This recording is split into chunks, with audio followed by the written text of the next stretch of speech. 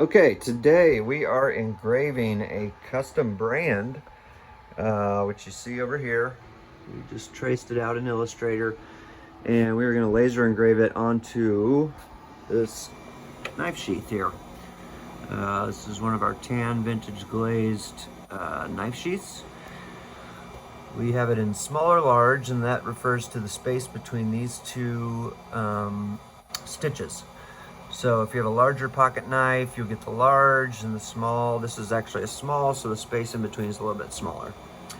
So we're going to do center engraving with the Epilogue Mini, which is a little tricky, but I've kind of learned how to do it, so I wanted to share it. So the first thing we do, we've got this all situated, so the art is ready to go. So next step is we put our knife sheath into the machine, kind of flushed it up. It's a little odd shaped, but we flushed it up at the top.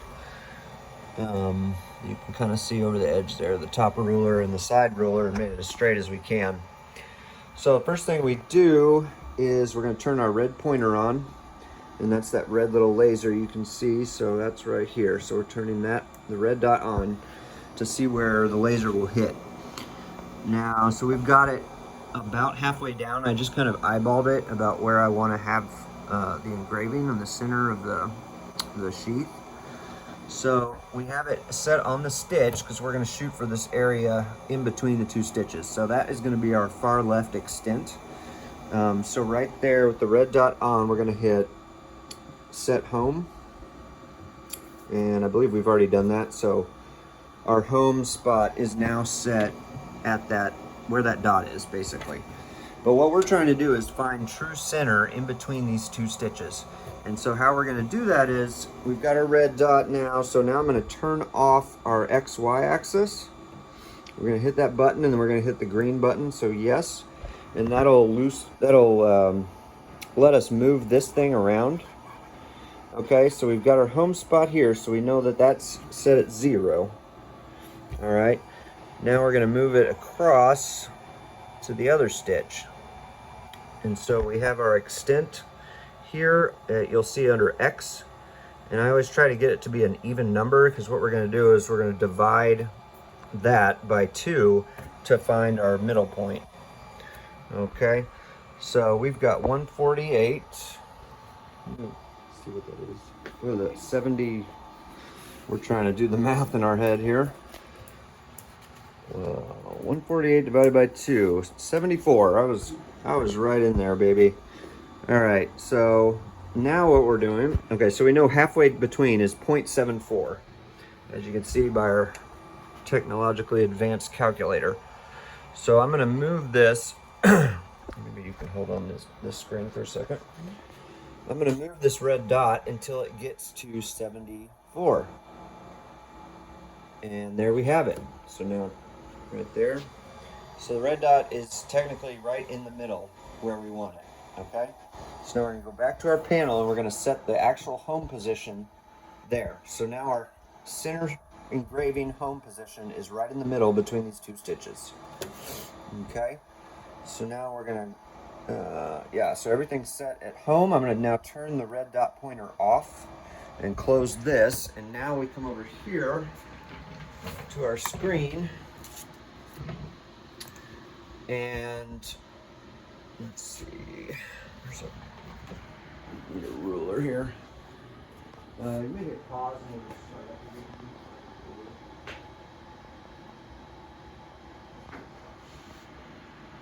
Well, actually I know it's 1.25, right? Mm-hmm. Between the stitches? Mm-hmm. That's the small. But I'm just going to double check, because when you're laser engraving, you want to double and triple and quadruple check everything. So that's showing at 1.5 inches between the two. Okay, so we know our art needs to be smaller than that, right? Okay, so right now this art is at 4.8 by 6.2822.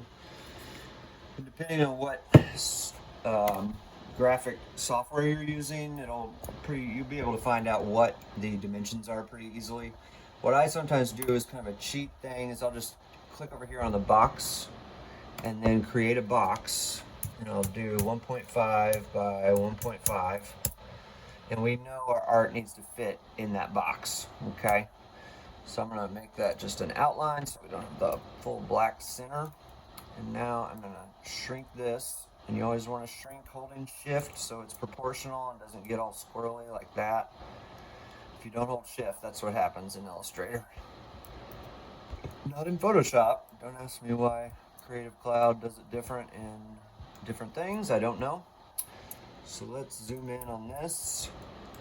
So that's pretty close to the stitches, a little too close than I want. So what I'm gonna do is shrink that down just a tad so we have a little bit more breathing room on each side. So we've got our 1.5 inch gap here. So that should be ready to go. Now I'm just gonna shrink this whole artboard down to like 2 inches by 2 so we don't have all this extra space. You definitely don't have to do this, but I'm just OCD or something like that. Okay, so we have our 2-inch box. This is definitely below 1.5 inches. As you can see up here, it's about 1.2 by 0.95.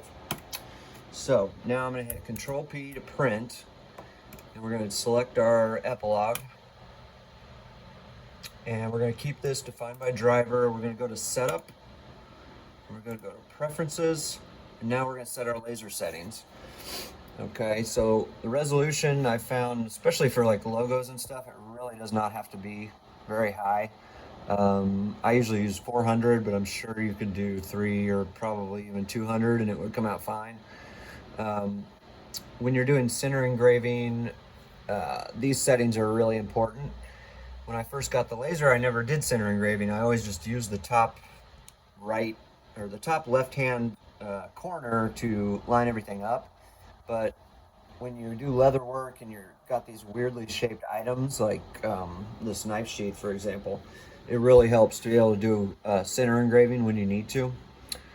So we are going to go to autofocus and center engraving here, and we're going to go center center, and that just basically means the laser, or it's going to position it where the center is in the center of that red dot, and it'll kind of engrave outwards.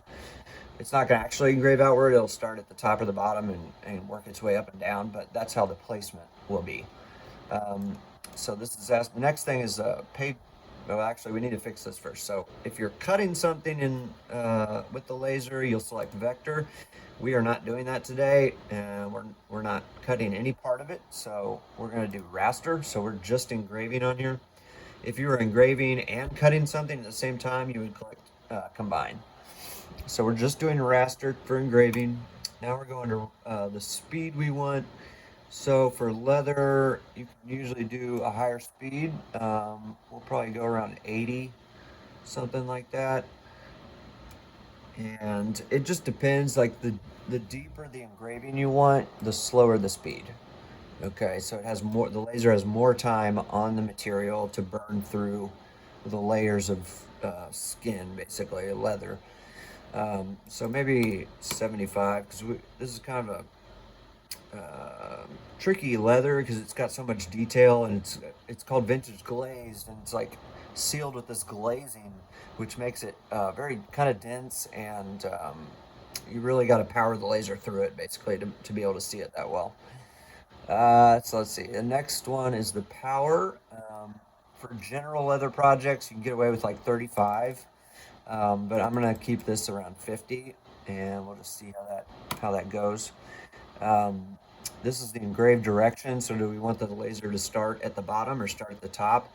Doesn't really matter to me right now, so I'm gonna leave that top down. And then the last thing we're gonna fix is the page size. So if you see here, our document is 2 inches by 2 inches. So we're just gonna set that at 2 inches by 2 inches. And we're gonna set OK and print.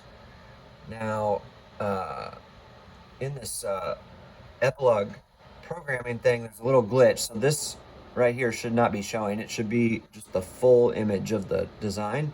So the glitch is you have to click, once you hit print, you go back and click setup again and then hit print again. And now it shrinks it to where it's full size in this little window. Don't ask me why, I do not know.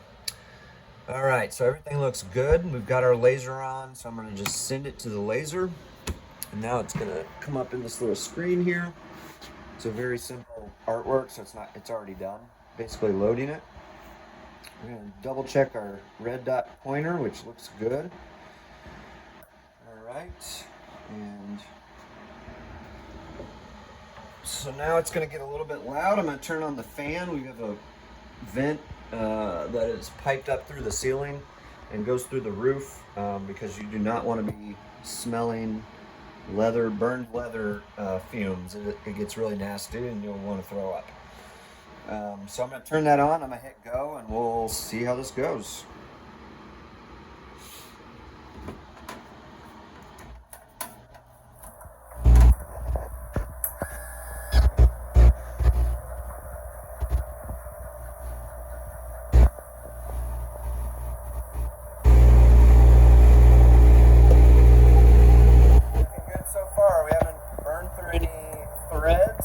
Obviously ideal. Now, depending on if this is dark enough for us or deep enough, we may, if it's not dark enough, I may leave it in there and then just run the laser again so we get double the engraving, just for it to show up really well, because it's kind of a weird looking leather and sometimes the engraving doesn't show up as well as you would hope. You just gotta kind of experiment. That's the biggest thing I found with these laser engravers is it's a lot of testing and a lot of practicing and a lot of checking.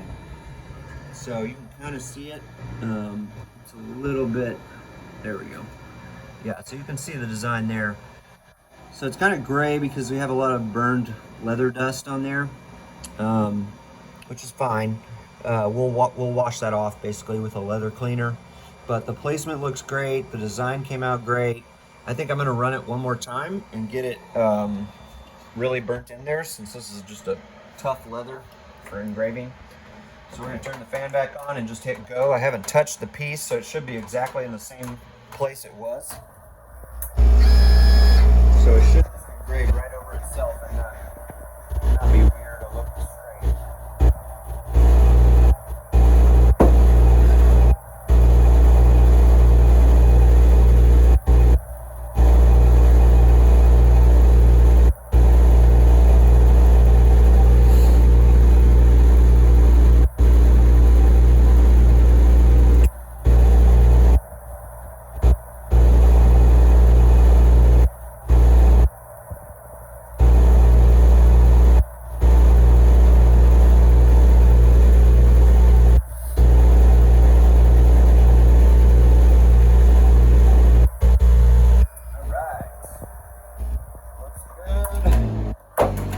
Unplug the fan, pop this sucker open. Alright, so there we have the brand. You can see there. So if you notice right on top of where the actual letter, there's a little bit of dust there. So the first thing you want to do when you're engraving leather after you're done is just get the dust off. Okay, there's a good layer of leather dust and burned stuff right there. So I'm just going to take a dry paper towel and kind of gently blot it and wipe it, trying my best not to get it on these white stitches here and make the stitches black, because nobody wants that. So we'll just get as much off as we can with this paper towel. Okay, see all that gunk that was on there. Find another clean spot here. And as you can see, those areas above the lettering are completely gone now. So we've got all the major dust off of this. Next step, we're going to take it over here where we've got some leather cleaner. I got this at Tandy. It's just Phoebe's four-way clear. Another really good one we use all the time is Bic 4. Bic 4 is basically the same thing. It's just a cleaner and conditioner. So for this guy, I just take a soft cloth and dab it on there. And then we just want to get it all in there. It's okay to get it on the stitches. It's not going to do a whole lot as long as there's not a bunch of leather dust still. hanging out. That's why we use the paper towel first. So there we go, and I'll just take it and wipe the whole thing over so it's all consistently treated. It also, the benefit to the leather conditioner and cleaners, it takes a smell away. There's a good amount of burnt leather smell after you engrave something. And so what we're gonna do is just really saturate the engraving. So I've got this pretty wet, as you can see, and just really kind of try to get it into the crevices here and get all this dirty smelling junk out of there. And just dry it up. Looks pretty good. Good placement, and that's the beauty of center engraving. There you have it.